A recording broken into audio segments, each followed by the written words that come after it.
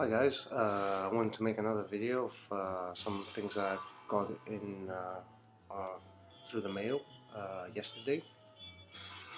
Uh, First, I don't know what to show first, but I'll start off with what came first. Um, I, when I was young, I was a big heavy metal fan, and being a fan of metal music in the 80s meant you have to listen to Iron Maiden, Metallica, whatever have you, and big four. And the big thing back then was thrash metal. So Metallica, Slayer, Megadeth, Anthrax, and all that. Back home, I have quite a few records left because I sold them, the metal records I used to buy Rolling Stones records, but I kept some of them, and some of the records that I kept were the Metallica ones.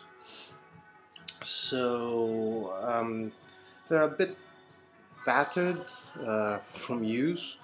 They're in pretty good shape, but I thought that I saw the reissues that came out. I thought I'd give them a go because I wanted to have a good, clean copy to leave to my children, I guess, to learn the ways of the Force. So yeah, I got the first four albums because these are the albums that I consider to be the good Metallica albums. After that, Black Album, whatever, big commercial success, but it never worked for me, to be honest. For me, Metallica is like thrash metal, and that's it. It doesn't go well together with commercialization.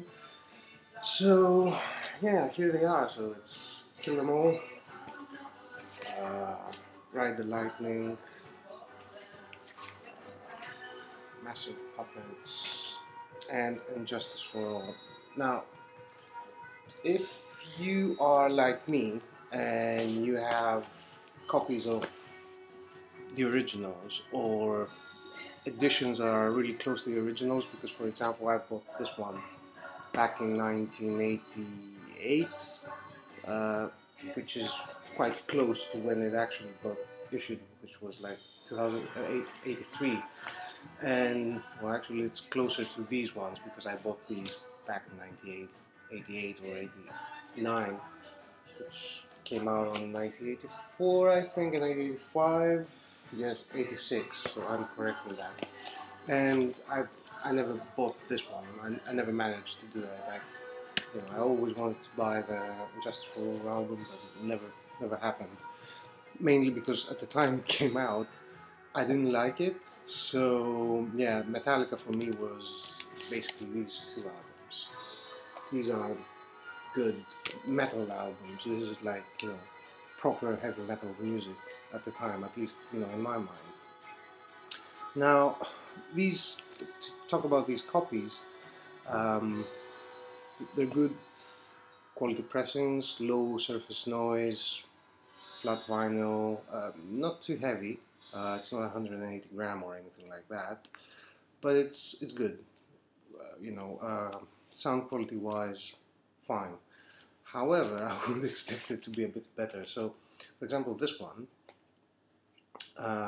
which turned out eventually to become my favorite Metallica album. I have a copy, a UK copy from Music for Nations, and my rant about this one is that it doesn't have the proper sleeve. I think that the original one, I don't remember to be honest, but I thought that it was like an envelope where this is printed on the envelope. I would expect a little bit better than that from reissues of you know these albums. Okay, I know that there are like higher quality albums, higher quality pressings of these, like with 4 records and whatever have you, and 45 RPM, which I wouldn't buy, to be honest, because a bit too expensive. A and B, you have to listen to like one song each time, and it's just yeah, I wouldn't bother with that. The other thing is this album, Justice for All. As I said, I never had it, but I'm pretty sure when it came out it was gatefold. Now, Usually I don't open the gatefolds. If you have seen me just showing records, they are gatefolds, and I've never opened the still in the shrink wrap. But it's, you know, it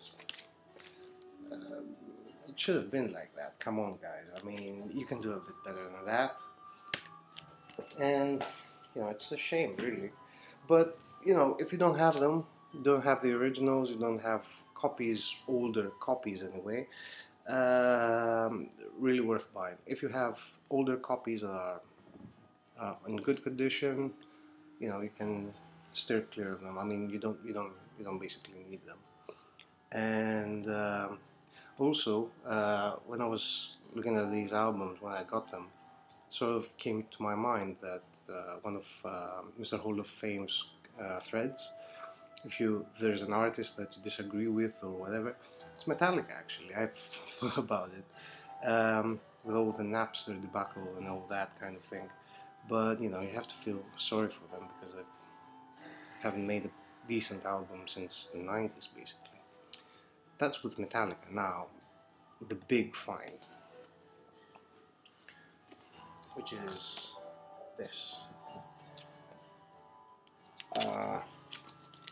You might recognize it. It's Sonos White Box, which contains White 1 and White 2. It's still sealed, not open. And I got this off Discogs. So it was this guy, this Belgian guy that was selling it for a large amount of money, I have to admit, but not too large, if you know what I mean. So it was alright, and I've seen this in Discogs for like, I don't know, 450 euro or something like that. I got it for 230. Still not inexpensive. It's quite expensive, I have to say, but yeah, it's it's 500 copies, sealed, good condition. Apart from two things, which I don't mind, to be honest, because I would expect that there's a bit of thing here going on, and this is a little bit ripped off. The box is a little bit ripped off, but it doesn't. You cannot see it basically, so it's. Otherwise, it's a great condition. I won't be opening this. It's just like an investment piece. I have given silly money for other things. I have given $100 for one CD, so you know, 200 euro for box set. I think is fine. I mean, I've done this before, and the reason I'm not opening this is that, you know, I have the music and I can hear it, and you know, why spoil it? I mean, it's like it's brand new. So yeah, these are my finds. I blew the budget a bit, but hey, you know, it won't get any cheaper, I guess, in the future. So anyway, that was my video. I hope you enjoyed it. Subscribe, send me any, you know, suggestions, any comments or anything like that, and see you soon. Bye.